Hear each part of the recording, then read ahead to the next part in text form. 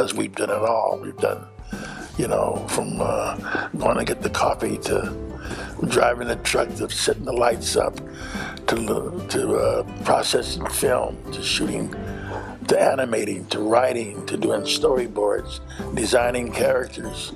How many people can say that? If we wanted to travel all the way back to the first Pixar film directed by a black person, we would only need to journey back to 2020 when Kemp Powers co-directed Soul. While it may be alarming to note how recent this is, what is perhaps more alarming is that among American animated films, Soul is merely the fourth depicting a black lead character, following 1992's Bebe's Kids, The Princess and the Frog from 2009, and 2019's Spider-Man Into the Spiderverse.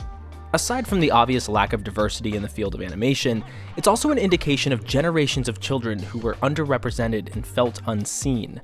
None of the images I saw of African American people, especially the women, suggested that we could actually make movies. We were rarely even seen in them, filmmaker Julie Dash recalls on the experience that led her to her first feature, Daughters of Dust, in 1991.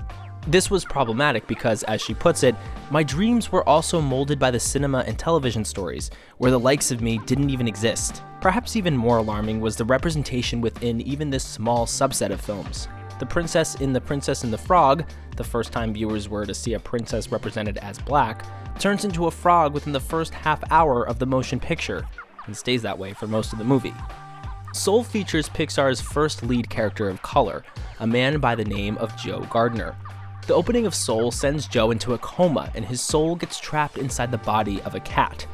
This fact was not lost on co-director Kemp Powers, who discussed the transformation as potentially problematic because of the history of animation and how black people are treated, and we purposely made sure that we treated these characters with a different level of respect.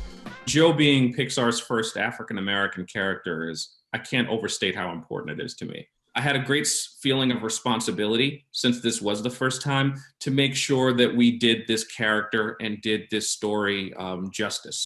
The history of animation and how black people are treated is a history rife with problematic representation and a lack of inclusion. It's a history worth considering and reflecting upon. From the beginning, theatrical cartoon film shorts often portrayed black people in a racially derogatory and stereotypical manner. According to the Museum of Uncut Funk, from 1900 to 1960, over 600 cartoon shorts featuring black characters were produced by some of Hollywood's greatest white animators and biggest film studios. Several famous black jazz musicians, such as Cab Calloway, Fats Waller, and Louis Armstrong, were also portrayed as stereotypical caricatures. In 1957, Disney Studios made history when they hired Floyd Norman, widely regarded as their first black animator. Born June 22, 1935, Norman was hired as an in-betweener artist for Sleeping Beauty. In-betweening is the creation of the intermediate art frames between two keyframes, or extremes of an action. During the 1960s, Norman was picked by Walt Disney himself to move to the story department, beginning with The Jungle Book. People have often asked me, how did it feel about being the first African-American at Disney? Well, I wasn't even aware that I was an African-American. I was another artist looking for a job. Norman has worked on such Disney classics as 101 Dalmatians, Mulan, and more. While at Disney, Norman met Leo Sullivan, who was at Disney interviewing for a job. Sullivan recalls his Disney Studios tour. "I got this black guy I want you to meet." Leo thought, "I don't just want to meet a black guy, I want a job." Norman and Sullivan hit it off right away. When Walt Disney died in 1966, Floyd Norman and Leo Sullivan exited Disney to start their own company, Vignette Films. Here, they would work on pieces for Sesame Street and Fat Albert. Norman later returned to Disney in the 1970s. Retirement came involuntarily at age 65, but he said, "We can't be forced to stop doing what we do." Continuing to show at the studio, he picked up jobs. He worked at Pixar on Toy Story 2. An animator in Disney terms is a fairly specific thing. According to a Milwaukee Times article, from the creation of the studio up until the 1980s, an artist had to produce 100 feet of animation to get a screen credit. And in terms of rank, most artists started as in-betweeners, then promoted to assistant animators, and the lucky few became animators from there. As Floyd Norman was used mostly in the story department, there's been some contention about him being the first black animator at Disney. Some would say that honor properly goes to Ron Husband. Husband, with very little background in animation, signed up for a night class taught by Sam McKim. McKim encouraged Rob to submit his portfolio to Eric Larson, then head of the Disney training division. With his first assignment, he worked as an in-betweener on The Rescuers, and he was then promoted to assistant animator for Pete's Dragon. Eventually, he was promoted to animator with the short film The Small One, followed by The Fox and the Hound.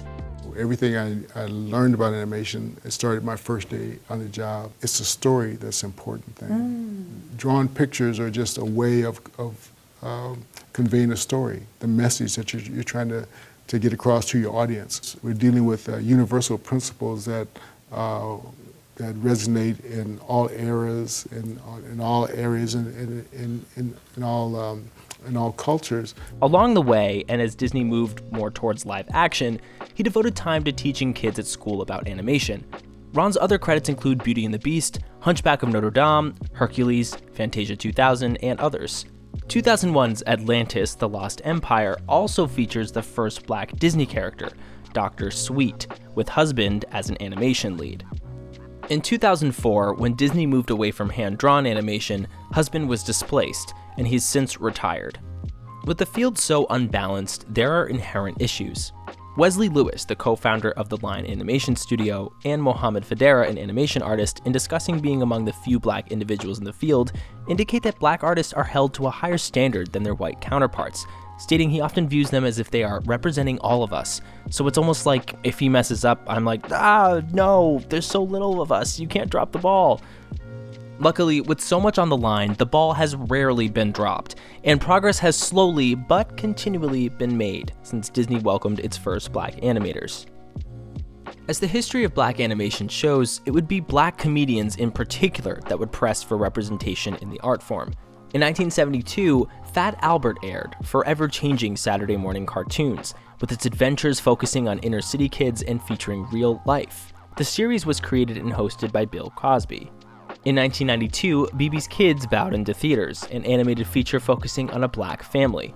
The film, based on the stand-up comedy routine of Robin Harris, was directed by Bruce W. Smith in his debut film. While the film received mostly negative reviews from critics at the time of its release, it's gone on to become a cult favorite. So I goes to pick her up the next day. She got 3 more kids with her. What's this? These are children. Oh, wait, you said you have a kid. These are Bebe's kids.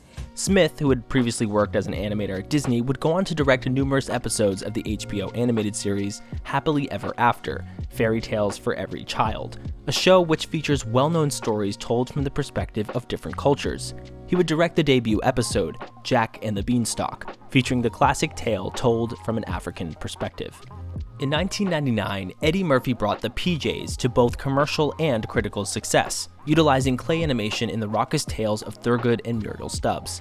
On top of the show depicting life in an urban public housing project, it also has the honor of being both Disney's and Warner Bros. Television's first adult animated series. I mean, when I was a boy, I went to school every day. The summers, too. You even did some grades twice. That's right. The Disney Channel got around to featuring a Black family in their programming with The Proud Family in 2002, also created by Bruce W. Smith. Begun independently and produced by Smith's Jambalaya Studios, it is also the only original animated series from Disney Channel that was not created exclusively through Disney Television's animation division. Well, I know one thing. We won't be having company with people who have a bigger TV than ours. Be right back, honey. Aaron McGruder brought his satirical, hard-hitting comic strip to TV with Boondocks in 2005. Originally a comic strip begun on a website, hitlist.com, Reginald Hudlin, president of entertainment for BET from 2005 to 2008 and director of Boomerang, shepherded a piloted TV show. However, it was first found too difficult to bring to TV. Hudlin left the project, but the hard-hitting tales of a dysfunctional Black family eventually found its home on Cartoon Network's Adult Swim, where it had a 55-episode run and has been discussed as one of the greatest animated series of all time. Everyone, I have a brief announcement to make. Jesus was Black, Ronald Reagan was the devil, and the government is lying about 9/11. Thank you for your time, and good night. Which brings us back to Disney's first presentation of a Black princess in 2009 with The Princess and the Frog, directed by Ron Clements and John Musker. The film hit #1 at the box office and was quite profitable, illustrating an audience for Black characters and animation. Come on, Tiana. You're almost there.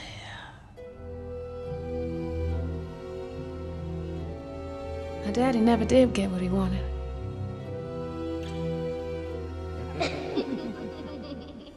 But he had what he needed. Hopefully the trend continues, and we'll see more and more examples of black animation. With more artists of color getting into the game, such as Wesley Lewis, the co-founder of the Lion Animation Studios, Mohamed Fadera, who freelances as an animation artist, and Pilar Tunes, which is a boutique production company out of New York bringing their voices and talent to the animation game, we can only hope that more and more interesting stories and voices will be heard. It's thanks to the tenacious resolve of black artists that representation and storytelling in animation is progressing. Due to these talented individuals fighting an uphill battle for position and representation as epic and involving as any animated story told, doorways have been opened and opportunities created. This isn't the end of the story of black representation in animation, but merely the beginning. So, what do you think you'll do? How are you going to spend your life? I'm not sure. But I do know I'm gonna live every minute of it. Thanks for watching, and be sure to subscribe and hit that like button.